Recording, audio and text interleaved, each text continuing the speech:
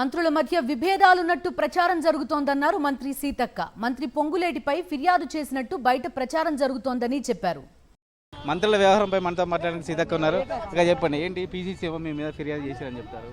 నేను ఎవరికి ఫిర్యాదు చేయలేదని ఆల్రెడీ స్పష్టత చెప్పిన.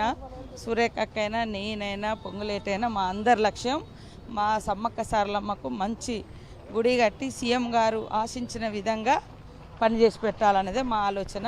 మేము మీడియాలలోనే మేము చూసినాం, కానీ ఆమె బయటకు వచ్చి ఎక్కడ కంప్లైంట్ ఇవ్వలేదు, నేను ఎవరికి కంప్లైంట్ ఇవ్వలేదు. మీడియాలో వచ్చే కథనాల మీద అది ఏంటిది, దాన్ని ఏదో ఉంది చూడండి అని మాత్రమే నేను పీసీసీ గారి దృష్టికి తీసుకెళ్ళిన. మీడియాలో వస్తున్న ఏంటిది అది అంత పెద్ద రివ్యూ జరిగితే మీ జిల్లా మంత్రి రాలేదు కొండా సురేఖ గారు. గతంలో కూడా అనేక సార్లు నేను పెట్టిన, అక్క ఇద్దరం కలిసి పెట్టినాం. ఇప్పుడు నలుగురం మినిస్టర్లు వాస్తవానికి. ట్రైబల్ వెల్ఫేర్ ఉంది, అడ్లూరు లక్ష్మణ్, కొండ సురేఖ అక్క ఉంది, పొంగులేటి గారు ఉన్నారు, నేనున్నా. ఒక్కొక్కసారి ఒక్కొక్కరికి వీలవుతుంది, ఒక్కొక్కసారి వీలు కావట్లేదు. ఇంకొక 5-6 సార్లు కూడా పోయేది ఉంది. అందరం కలిసిపోతాం. మధ్యలో కొరత ఏమైనా ఉందా మేడం అభివృద్ధి సంబంధించి?